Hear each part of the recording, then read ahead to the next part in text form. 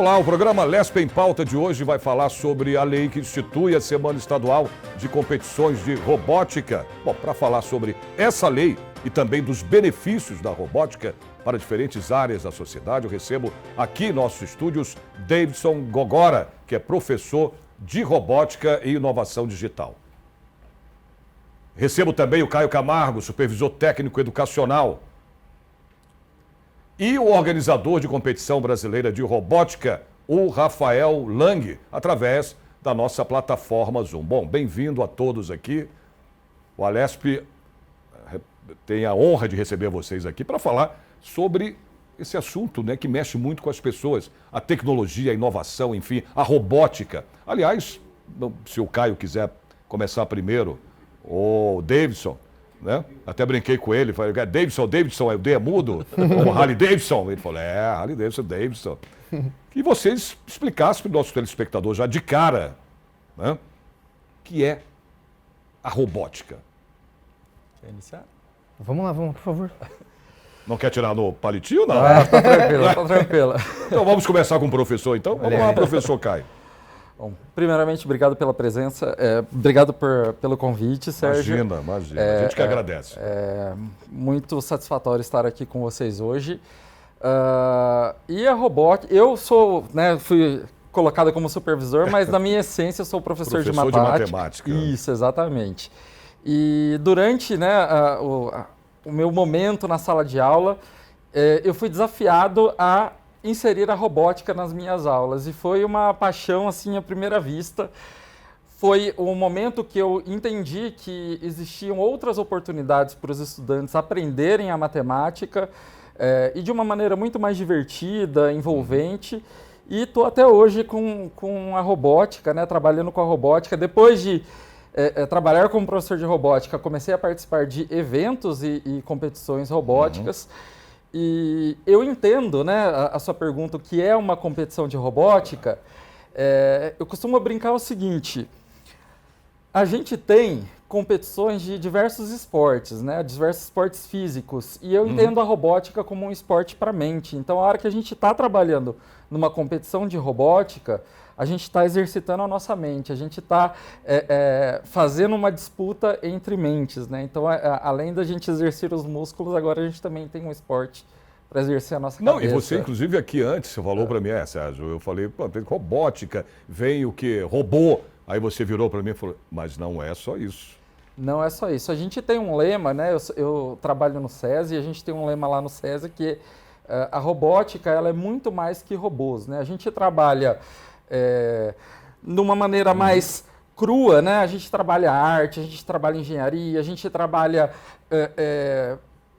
projeto de pesquisa, a gente trabalha inovação, trabalha em grupo, trabalha em equipe e vai muito além disso, né? A gente trabalha também projeto de vida. Hoje eu tenho uma história de 14 anos já com competições de robótica, então eu vi muitas pessoas, né, crescerem que lá eram crianças, entraram na competição de robótica e hoje se inspiraram em juízes, em outros competidores e estão nas diversas áreas. E como eu falei, não só na área de engenharia, mas em áreas como grandes advogados, porque a robótica ensina a gente a ser criativo e trabalhar com outras coisas, né? Temos médicos que saíram da área da robótica, porque a robótica também está na medicina, então a gente trabalha com um projeto de vida a longo prazo aí e é muito bacana. O Davidson, inclusive, é coordenador e professor, né, Davidson, de tecnologias educacionais. Conta um pouco para a gente na questão também das escolas, né? Como é que a robótica aparece, nesse caso, nas escolas? A gente sabe que a tecnologia, estava falando agora, mas ele acabou de falar isso, né? Está em tudo, né? Mas a robótica, ela despertou, né, principalmente nos alunos, uma inovação muito grande, né? Conta um pouquinho para a gente sobre isso. Primeiro, eu agradeço também a oportunidade, né, de estar aqui também com vocês. Bom, a robótica em si é uma oportunidade também para eles de identificar um significado no conteúdo, né? Então a gente vê a própria aula de matemática, né, Caio falou aqui, o quanto a robótica pôde contribuir para que a aula de matemática pudesse ser mais divertida, mais lúdica, né? E aí a gente traz a robótica, a questão dos conhecimentos tecnológicos, os conceitos tecnológicos, para todas as áreas. Então, são oportunidades diferentes, é como se o estudante ele tivesse uma bagagem, né, uma ampliação desse repertório para poder aprender os conteúdos de uma maneira, né, que possa também motivá-lo, para que ele possa ter um olhar diferente, né?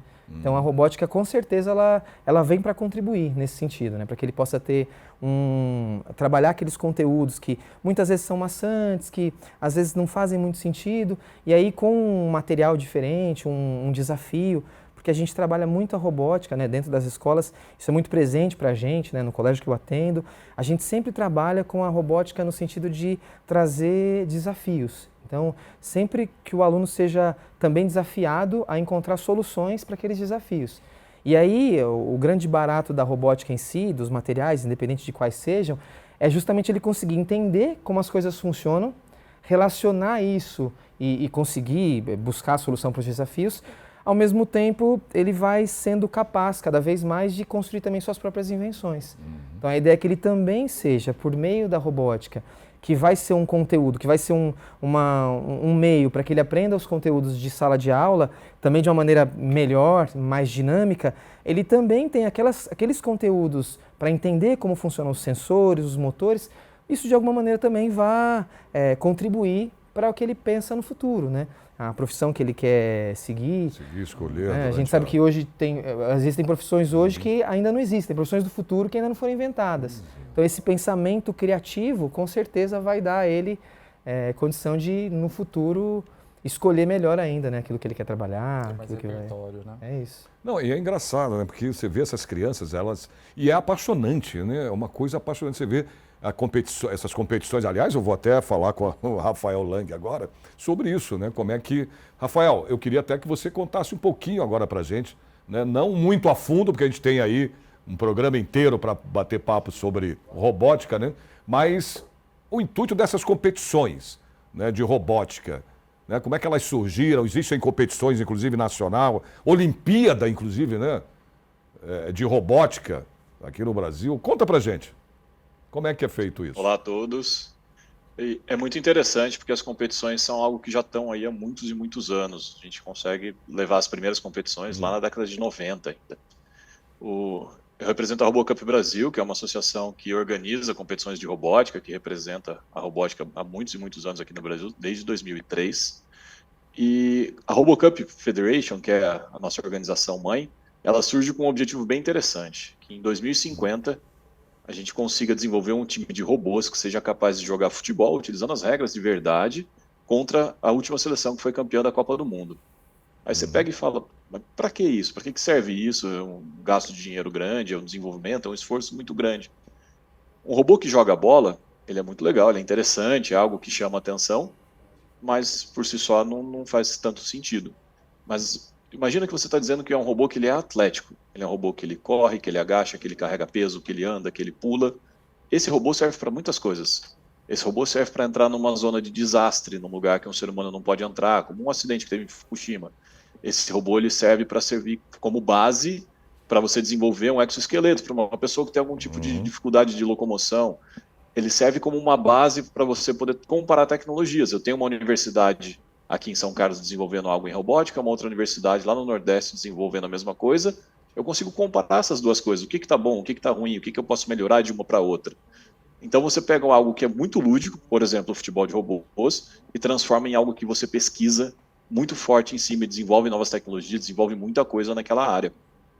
Disso, a gente conseguiu expandir para muitas coisas. A gente começou com futebol de robôs, e hoje, quando você pega a RoboCup Brasil, a gente tem competição brasileira de robótica, que a gente tem futebol, tem robôs assistenciais, robôs industriais, um monte de coisa lá dentro.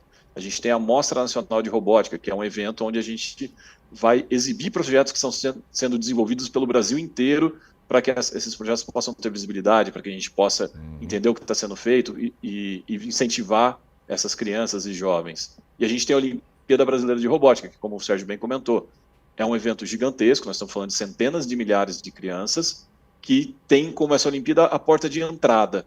Então todas essas competições, não só as do RoboCup Brasil, todas elas que a gente tem, elas têm todo um caminho. Você começa com uma criança muito jovem e ela vai evoluindo, vai crescendo, até que ela chega em nível universitário e consegue disputar isso, seguir uma carreira, virar um pesquisador naquela área. Eu falo isso com bastante propriedade. Eu mesmo era competidor lá atrás. Em 2007 eu comecei a competir, quando eu entrei na universidade, continuei competindo, fiz mestrado, fiz doutorado, e hoje eu faço parte do Conselho dos Trustees, que é a equipe que organiza e cuida desses eventos. Então, isso foi a minha carreira, foi a construção da minha carreira. Na minha época ainda não tinha as Olimpíadas de criançada, vamos dizer assim, mas já serviu e eu consigo ver como isso é muito interessante. É muito legal a competição, o evento chama atenção, você fica feliz, você está bem de estar ali e quer queira, quer não, você está aprendendo bastante com esses eventos. Agora, até continuando nesse raciocínio dele, do Lang, vamos fazer uma comparação. Comparando assim, tipo o Brasil lá fora, com os Estados Unidos.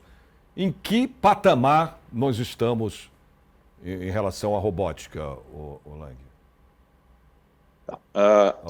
Eu posso dizer com bastante propriedade em relação ao futebol de robôs, tá? Que é a área que eu mais trabalho. A competição brasileira de robótica ela é muito forte. Os times aqui são excelentes, são competições de nível universitário. Então a gente tem inúmeras universidades disputando, centenas de equipes, milhares de competidores. Quando a gente pega essas equipes e as nossas equipes vão disputar o Mundial da RoboCup, por exemplo, no futebol de robôs, o atual campeão de uma das categorias, o campeão mundial de uma das categorias, é a Universidade Federal de Pernambuco. Então nós temos muita capacidade, um time com capacidade intelectual muito grande. Lógico, a gente tem N desafios para serem resolvidos em relação a financiamento, em relação a incentivos e tudo mais, mas quando você reduz a capacidade das equipes brasileiras, nós somos de primeiríssima linha. Olha, cara, tá vendo? Então a gente não está tão fraco assim não, né, Caio? Não. Na Copa do Mundo de Futebol, a gente está lutando pelo Hexa, certo? Sim, exato. Nós temos uma competição que chama First Lego League, que são robôs de Lego, igual esse que ele trouxe aqui. Esses robôs que daqui a pouco a gente vai mostrar para o nosso telespectador como é que funciona, né? Exatamente. Foi o Davidson que trouxe, inclusive. Né? Exatamente. Para a gente mostrar, mas daqui a pouquinho a gente mostra. E aqui só as equipes do estado de São Paulo, eu posso te falar que nós somos decacampeões mundiais. Nós somos 10 vezes campeões mundial de torneios de robótica. Então o Brasil hoje ele é uma grande referência em robótica educacional no mundo. As equipes de outros lugares do mundo entram em contato com a gente para saber como que a gente desenvolve isso nos nossos estudantes. Então, sua pergunta em que lugar nós estamos no mundo, nós estamos muito bem, sabe? Somos referência, somos vanguarda. Ótimo saber disso, né? Porque a gente acaba não tendo, muitas vezes, informações, né, que são passadas aí, as pessoas não têm também... Tudo bem, a gente tem internet, a gente sabe disso. Hoje, dificilmente você fica sem informações, sem notícias, mas muitas vezes passa batido. Né? Você não sabe. Eu não tinha ideia, desculpa eu sou leigo nisso, mas eu não tinha ideia quando eu fiz a pergunta ao Lang, eu não tinha nem ideia o patamar que o Brasil estaria. Olha que boa notícia a gente saber disso, gente. Ele estava falando de uma competição em nível universitário, no caso, universitário, né? Essa competição que eu acabei de citar, ela é nível ensino fundamental, comecinho do ensino médio. Então são competições diferentes, mas a gente já sabe que nas diferentes áreas aí, nos diferentes segmentos, somos referência. Aliás, boa, eu queria até saber, no caso, em quais áreas a robótica ela pode ser, no caso, Davidson e Caio, aplicadas também. Eu acho que não tem muito uma área que não é possível, na verdade. Né? Quando a gente fala, por exemplo, da abordagem STEAM, né? Que a gente traz lá ciência, tecnologia, engenharia, arte e matemática. Se a gente for pensar, é possível estabelecer a robótica independente da área. Né? O que vai nortear é mesmo o projeto pedagógico que está lá, então a parceria dos professores de sala. Então, hoje a gente tem, quando a gente pensa em robótica, é possível, por exemplo, o professor de matemática ele vai envolver um desafio, porque ele precisa fazer um cálculo específico, ou pensando no ensino médio em física, vai calcular lá uma velocidade média. Então é muito mais fácil para o aluno ele desenvolver um robô, ainda que seja um robô simples, né? Utilizando material Lego. Ele vai construir um robô, vai fazer aquele robô uma programação simples para que ele possa caminhar um percurso e vai fazer aquele cálculo. Qual que é a distância que ele percorreu, quanto tempo ele demorou para chegar lá. E isso, obviamente, se aplica aos alunos menores também, que estão ali curiosos para saber como é que as coisas funcionam. Então, quando a gente coloca, por exemplo, um sensor de luminosidade, isso acontece no prédio da casa dele. Quando ele percebe que está lá, começou a ficar escuro, as luzes automaticamente se acendem. Como é que isso se dá? Existe um processo automatizado que a gente consegue colocar isso nas aulas de robótica para que eles possam entender como as coisas funcionam. Então, quando ele está chegando perto da garagem e aí o portão se abriu, automaticamente uma outra luz se acendeu. Então, existe ali um sensor que percebeu, né? Tem gente que tem lá a câmera de monitoramento, a câmera está lá, de repente, quando chegou alguém no ambiente, a câmera começou a gravar. Por quê? Existem sensores que percebem os nossos movimentos e, a partir dali, fazem coisas. Então, colocam para gravar, emitem sons, e é isso um pouco do que a gente consegue lidar dentro de uma aula de robótica. E, obviamente, a partir daí, desdobrando para dentro de cada área de conhecimento. Então, você vai buscar lá um desafio que envolve história, eles vão fazer um mapa, vão criar um percurso diferente, você consegue trazer itens e coisas muito legais da robótica para desafiá-los, né? Legal. Agora, ô Rafael, como é que está a questão do investimento? Eu queria saber disso também. O investimento nessa área de robótica aqui no Brasil. Legal. Hoje a gente tem realidades bastante distintas dependendo de onde você está. Quando você lida, por exemplo, a nível de fundamental e médio, você tem muitas vezes prefeituras que conseguem adquirir esses kits através de edital e tudo mais, então as equipes são bem equipadas, têm kits, ou até mesmo escolas particulares que têm um investimento próprio ali, então elas conseguem de alguma forma montar os seus kits, treinar os alunos e conseguir disputar muito bem. O nosso nível, quando a gente lida com crianças e jovens, ele é bem interessante, lógico que sempre dá para melhorar. Mas a gente teve investimentos muito grandes ao longo dos últimos anos, muito em decorrência dessas todas as competições que a gente tem falado aqui. Quando você lida a nível universitário, aí o cenário é um pouco mais complicado. Quando você pega as universidades públicas, você precisa de dinheiro e tudo mais, o orçamento é curto, é bastante reduzido e você conseguir deslocar orçamento para poder participar desse tipo de competição é bastante complicado. A gente tem conseguido alguns investimentos muito com parceiros, com patrocinadores e coisas do tipo, mas em geral depende bastante de dinheiro das universidades. Então, o que eu posso dizer é assim, o cenário da competição da criançada... Desculpa, diga lá. As empresas, desculpa eu ter te cortado, mas você falou, a gente tem muito investimento da prefeitura, você tem, quer dizer, muito não, né? A gente precisa até de mais, né? Mas eu digo as empresas, Sim. assim, por exemplo, São Paulo é um mundo, né, meu amigo?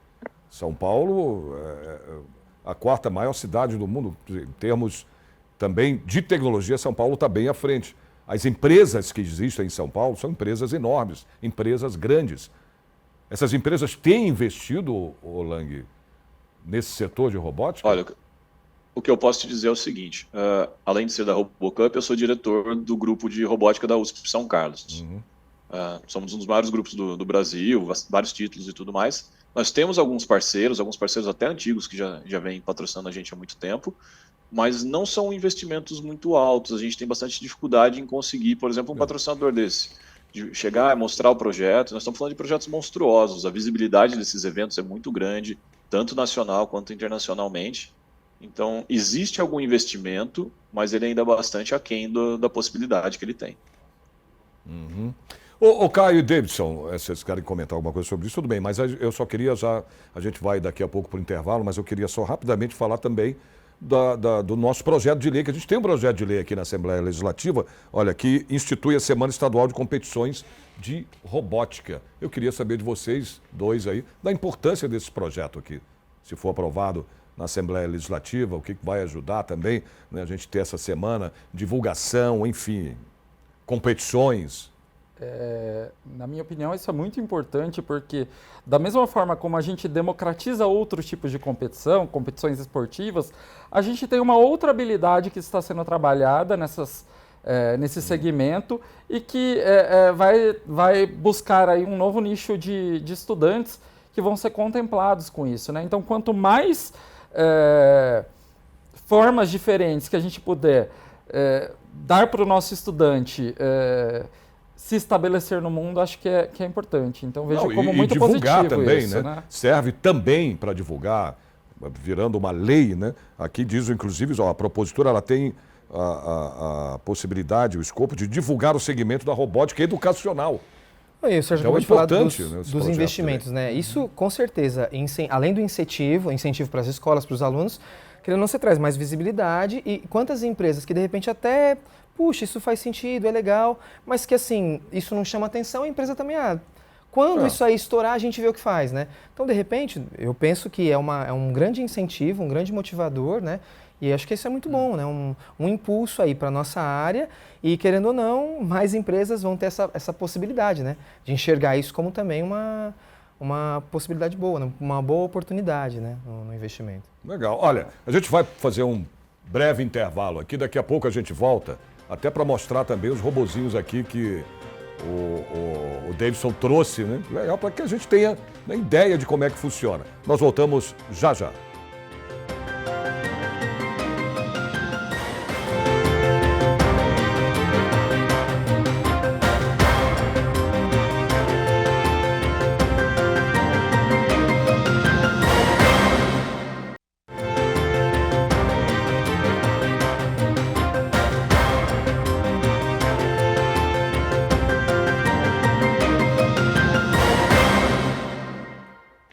Estamos de volta com a Alesp em Pauta aqui para continuar a falar de robótica aqui com o Davidson, o Caio, né, e o Rafael Lang aqui.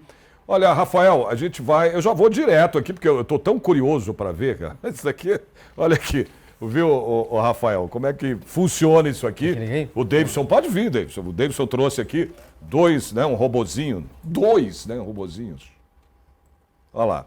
E eu queria que ele mostrasse, para que o telespectador entenda melhor, né, esse bate-papo que a gente está tendo aqui, né, Rafael, sobre robótica, né, como é que funciona? São muitos materiais disponíveis, né? O nosso amigo Caio comentou aqui, né, do FLL, né, que é o First Lego League, então material Lego. A gente gosta de utilizar material Lego nas aulas de robótica porque para eles é algo mais fácil. Então todo mundo já brincou com Lego pelo menos uma vez na vida. Ah, sim. Então a gente tem uma facilidade. Claro que existem outros materiais, então existem placas programáveis, tem Arduino, tem uma série de outros materiais que são talvez um pouco mais complexos e dê um pouco mais de dificuldade ali, um nível de dificuldade para montar, né? Mas o Lego, ele é um material mais fácil para quem está começando. Esse aqui... Então esse é o mais simples, você diz assim, quando eu soube, a gente consegue fazer coisas bem Lego. complexas, mas assim, independente da idade, né, esses que são os anos iniciais do fundamental, é um material que eles absorvem com mais facilidade, né? Para eles é uma coisa que eles estão acostumados. Embora seja um material com sensores, motores, diferente dos Legos que a gente está acostumado a comprar no mercado, é um material de robótica, né? Um kit de robótica educacional. Mas há para a criança uma sensação de, puxa, isso aqui eu conheço, né? Então, quando eu soube da visita que nós vínhamos aqui, eu pedi para um grupo de alunos da nossa unidade aqui em Sumaré, para que eles pudessem construir um robô que tivesse alguns sensores para a gente poder dar um oi para vocês aqui. Legal. Né? Então eles colocaram um sensor aqui na frente, então quando, como eu disse, né, eles percebem e entendem como as coisas funcionam. Então eles colocaram um sensor aqui à frente, quando o robô percebesse alguma presença ou algum obstáculo, né, ele faria aí um movimento rápido, está escorregando um pouquinho, mas conseguiu fazer o movimento. E aqui em cima tem um outro sensor que percebe aí a distância, os obstáculos mais próximos. Quando a gente chega pertinho também, ele dá um oizinho para nós também.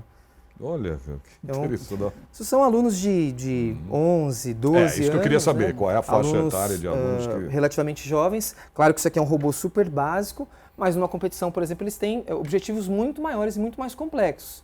Então, o Rafael que falou lá, né, como é que a gente pensa a robótica? É um salvamento? Quantos desdobramentos são possíveis, né? Quando a gente pensa aqui. Então, numa competição, por exemplo, a gente pode fazer um robô como esse, ele tem que simular dentro de um espaço, eles precisam construir, e aí eles não estão usando nenhum passo a passo.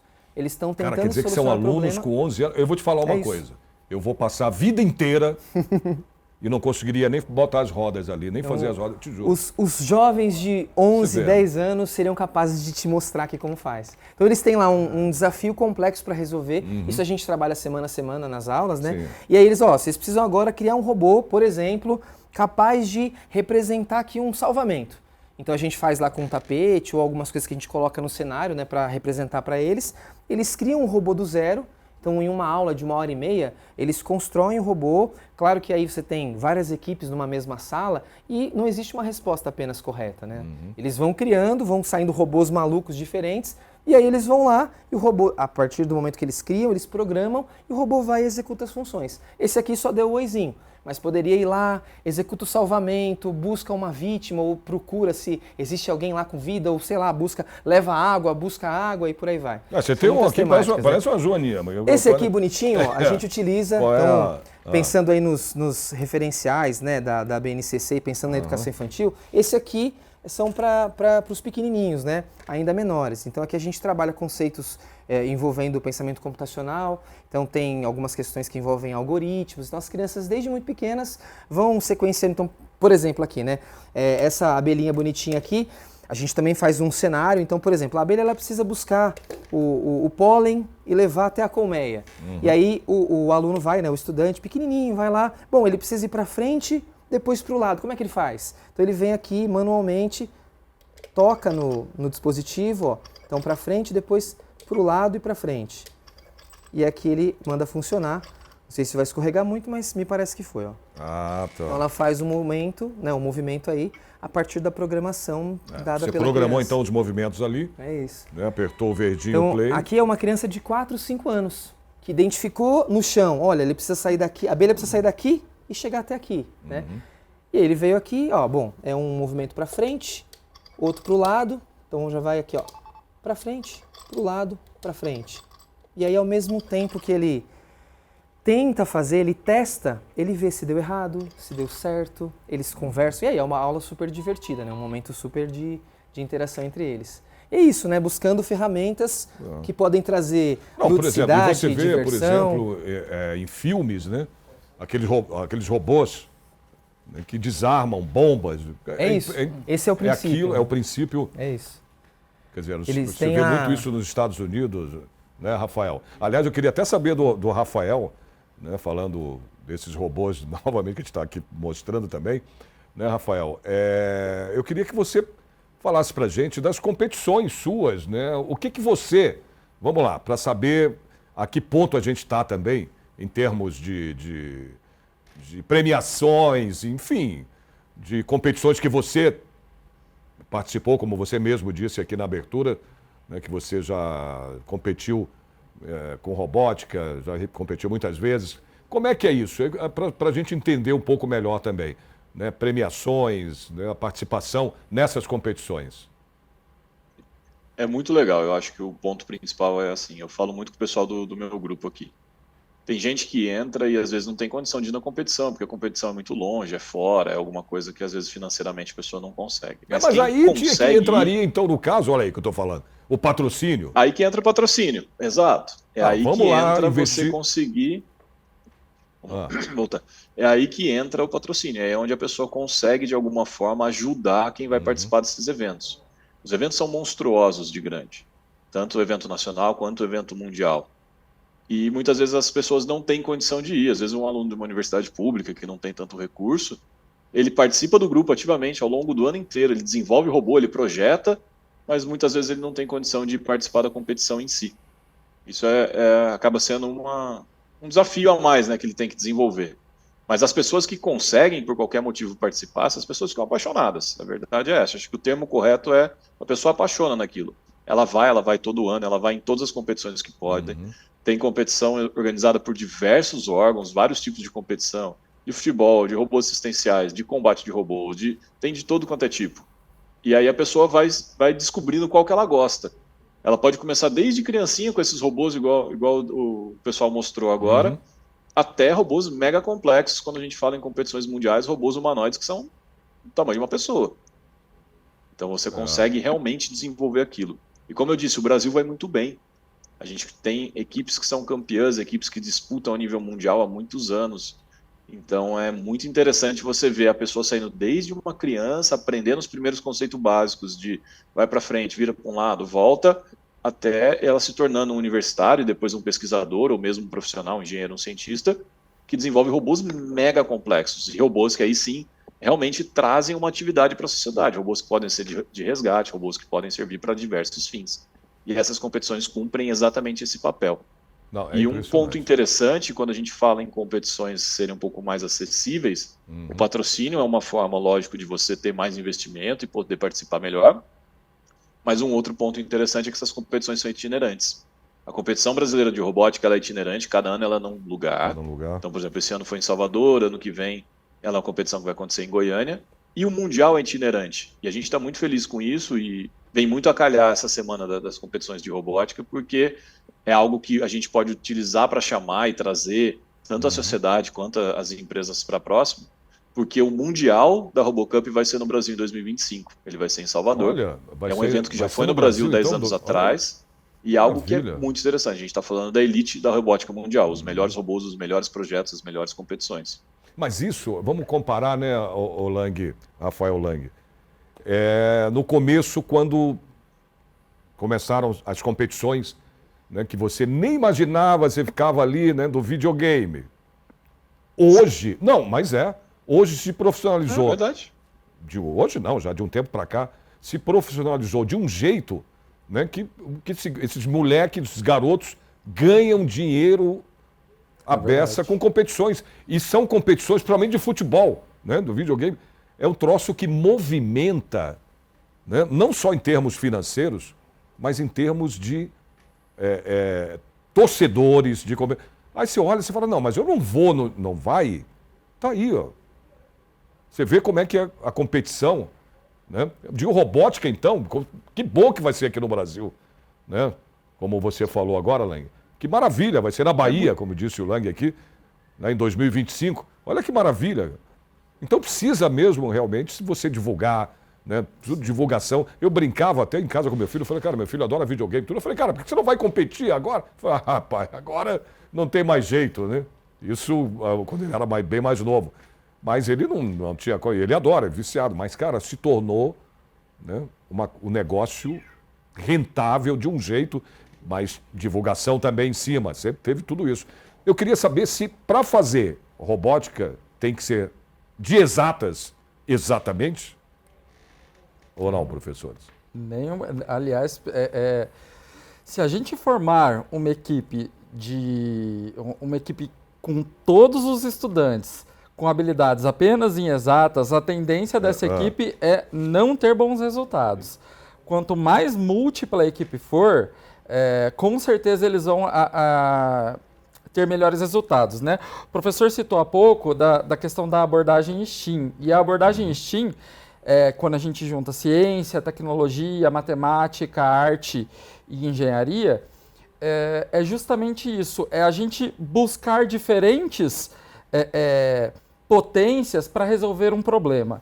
E aí, não basta ser só a pessoa da exata. A gente tem que ter uma pessoa da humanas, uma pessoa mais descolada, uma pessoa... Tem que ser um grupo múltiplo, tá? Para que eles consigam ter bons resultados. Inclusive, falando da questão de diferentes aprendizagens, né? E da questão de patrocínio, eu olho para as equipes hoje em dia e vejo que a questão do empreendedorismo está muito gritante nas equipes de robótica, porque justamente na hora de ir para uma competição, principalmente fora do Brasil, elas têm que se desdobrar para conseguir esses patrocínios. E aí a gente vê o poder de argumentação desses estudantes, né, sendo trabalhados aí. E hoje eu já reparei, né, já vi em algumas equipes... Eu posso falar do SESI, que é a instituição onde eu trabalho, né? Que eles já estão conseguindo patrocínios de multinacionais que estão dentro do Brasil. E aí depois esses estudantes, né, assim que eles se formam, essas multinacionais acabam, vem aqui, temos uma bolsa para você, temos esse é um caminho que já está virando cada vez mais comum, tá, para os nossos estudantes. Ô, Davidson, a robótica ela pode ajudar para a transformação social se ela for incluída em escolas mais, vamos dizer assim, mais vulneráveis, né, do nosso estado? Sem dúvida. Quando a gente fala de solução de problemas, a gente não está falando só de solução de problemas pensando nos conteúdos específicos, numa aula de geografia, numa aula de história, numa aula de matemática. A gente pode colocar aqui uma questão social mesmo, né? Então aí, no colégio lá onde eu trabalho e coordeno, a gente trabalha também com as ODS, né? Então a gente tem pensado, segundo são os Objetivos de Desenvolvimento Sustentável, tá. Da ONU. Então são várias temáticas levantadas, os países buscando conseguir chegar naquelas metas, né? Então, meta de combater a fome, meta de cuidado com o meio ambiente. Então, essa problemática levada aos alunos também os faz pensar. Tudo bem, existe uma meta do país de chegar naquele nível, de se estruturar, de melhorar, mas e na nossa região, né? E na nossa comunidade? O que a gente pode fazer para melhorar? Então, existem muitos projetos que eu já conheci, que eu já vi, de alunos que fizeram em prol da própria comunidade, né? Então, eu não tenho dúvida que também o ensino da robótica ele pode contribuir com essa mudança, né? Com essa melhora também social, né? Sem dúvida.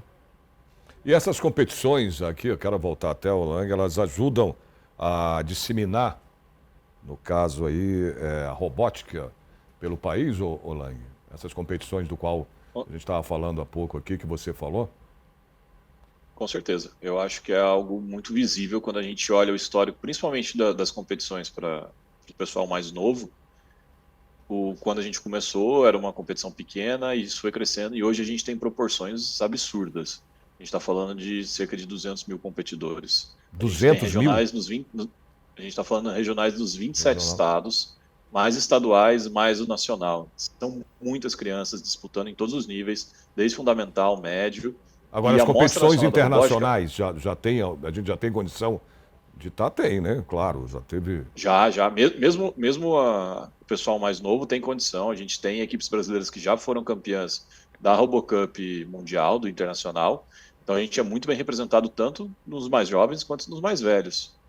E pegando um pouco no gancho na pergunta anterior, quando a gente fala como a robótica pode ajudar de alguma forma a sociedade, como isso pode ajudar alguma comunidade mais vulnerável, quando a gente fala da Mostra Nacional de Robótica, eles vão trazer o que eles desenvolveram. Não é algo com um tema específico, não é resolver um problema como jogar futebol ou um robô assistencial.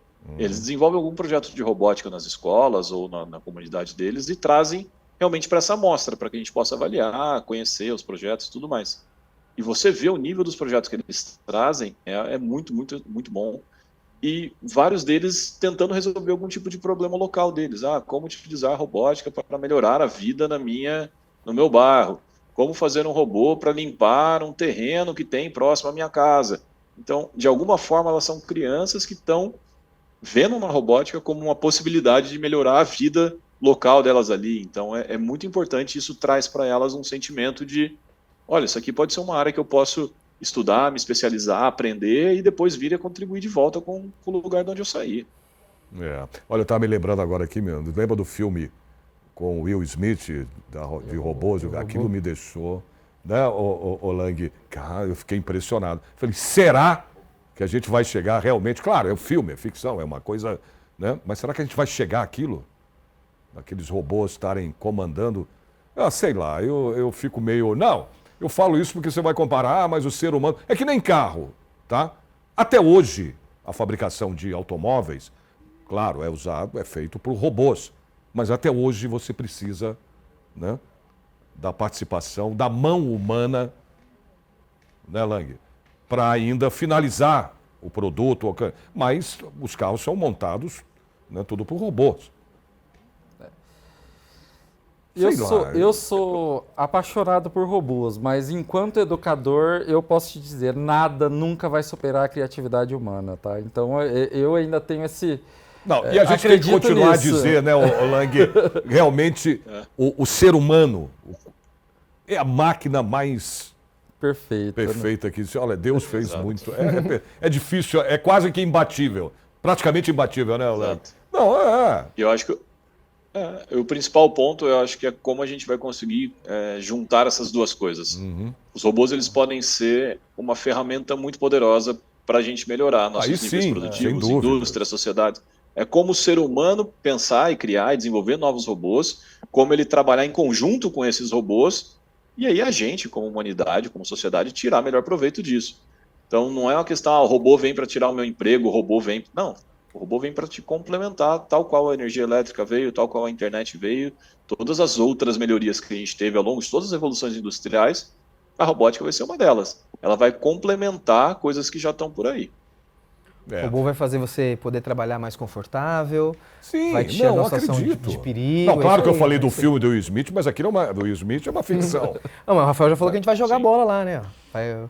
Vamos ter que ganhar. O objetivo da RoboCup é esse, é ganhar do campeão da Copa do Mundo. Espero que seja o Brasil, né? Por favor, tomara. O Brasil ganhando os dois, tanto o robô quanto o humano. Exatamente. Olha lá. Gente, a gente está chegando, infelizmente, ao final do programa. Eu queria saber de vocês aqui, né, o que a Assembleia Legislativa pode fazer? A gente tem aqui, no caso, uma comissão de ciência, tecnologia e inovação.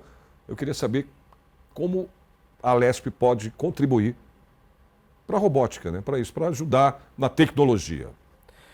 Eu torço que, acompanhada da lei, a gente tenha Criando uma série leis, de desdobramento, né? De desdobramentos no sentido de mais investimentos, né? Tanto para as escolas, né? Pensando no Estado como um todo. Políticas públicas, isso, seria? né? Acho que esse é o ponto principal, né? A lei é muito importante, a gente acredita que sim, ela pode contribuir, mas é pensar nos próximos passos, né? Com investimentos também, né?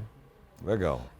Estando numa entidade particular, me emociona ver esse movimento da entidade pública pensando nisso, porque a gente tá vendo como isso é potente para o aprendizado, para o projeto de vida dessas crianças. Então, esse é um primeiro passo e é como o professor falou, o segundo passo seria mais ações de fomento e parcerias para que a gente consiga modificar a vida desses estudantes mesmo. Legal. E para você, Lang? Eu acho que o governo ele tem um papel essencial e essa lei pode ser um bom começo para isso. O governo é quem faz a ponte, tanto das universidades, tanto das entidades privadas, quanto das próprias empresas. A gente sempre fala que a gente tem esse túnel, que entra uma criança nova, ela vai nas competições mais simples, mais complexas, chega na universidade e depois, eventualmente, ela vai trabalhar com isso. Tudo isso tem que ser incentivado, tudo isso tem que ter uma ponte feita. Não adianta nada eu não ter lá no começo, porque a criança não tem acesso a um kit robótico, ou não tem acesso a um professor capacitado para dar aula. Não adianta nada eu estar no nível universitário e os universitários não têm dinheiro para desenvolver os robôs. E não adianta nada eu ser formado naquilo e depois não ter nenhuma empresa que trabalhe com isso. Eu acho que o governo é quem tem essa habilidade, essa condição de fazer essa ponte se fechar. E depois que ela se fecha, aí as coisas começam a vir naturalmente. Então eu acho que essas iniciativas como essa da lei, como tantas outras que têm aparecido, elas podem ser um primeiro passo para a gente conseguir. Está cheio de instituição muito boa por aí, muito organizada, fazendo eventos de altíssima qualidade, e se a gente conseguir se aproximar cada vez mais do governo, eu acho que a gente tem condições de levar a robótica para mais lugares, com melhores condições, um evento mais bem feito, e as crianças e os jovens, e até depois as empresas, vão ter condição de se beneficiar disso. Então, é uma associação que a gente vê com muitos bons olhos e a gente gostaria de cada vez fortalecer mais. Ok. Rafael, obrigado pela sua participação aqui no programa. Tá bom? Agradeço também. Agradeço. Muito obrigado pelo convite. A gente que agradece. Obrigado ao Caio. Muito obrigado. E obrigado também ao Davidson. Aliás, está fazendo aniversário hoje, né, Davidson? Parabéns. Obrigado. Ô, meu amigo. Obrigado pela participação de todos aqui. O Alesp em Pauta de hoje termina aqui. Espero vocês no próximo programa. Até.